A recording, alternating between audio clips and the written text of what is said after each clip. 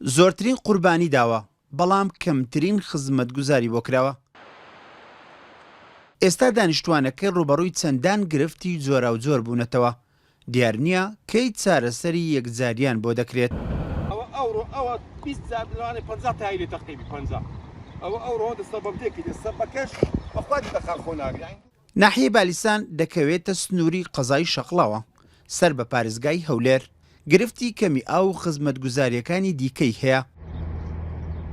وەک دانیشتوانەکەشی باسی دەکەن پشتگوێ خستنیان لەلایەن کاربەدەستانەوە نیگەرانی کردوون.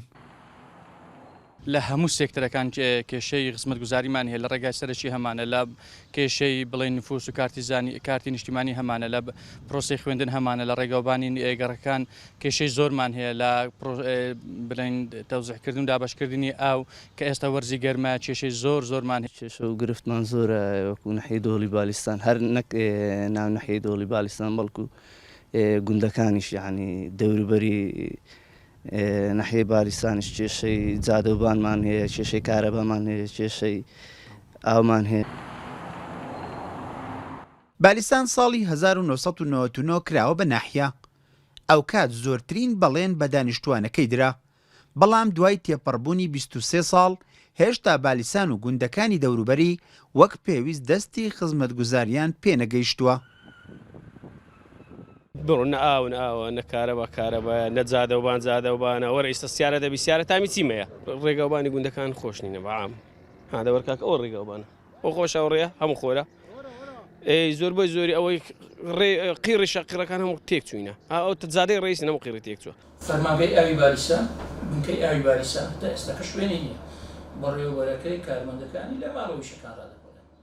نیگەرانیەکان تەنها هاوڵاتیانی نەگرتوتەوە بەڵکو بەشێک لە بەرپرسانیش هاوشێوەی خەڵکی سنوورەکە گلەی لە کەمی خزمەتگوزاری و گرفتی پێداویستیەکانیان دەکەن.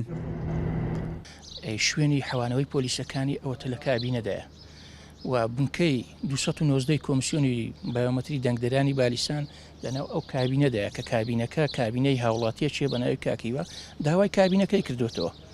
شوێنمان نییە نازانێت ئەگەر ئێستا کابینەکەی بدەینەوە ئێستا ئەوان لە شوێن دەرێکەدا بنین و بنکەی بەرگری شارستانی بالیسان شوێنیان نییە و بنکەی ئاوی بالیسانیشمان بێ شوێنە لە ماڵەوە ئیشەکان ڕایی دەکەن.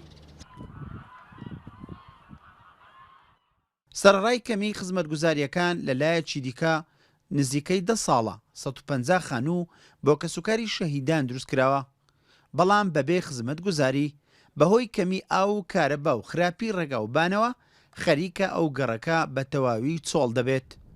ئیسماعیل عوسمان، کورسات نیوز، ناحیەی بالیسان.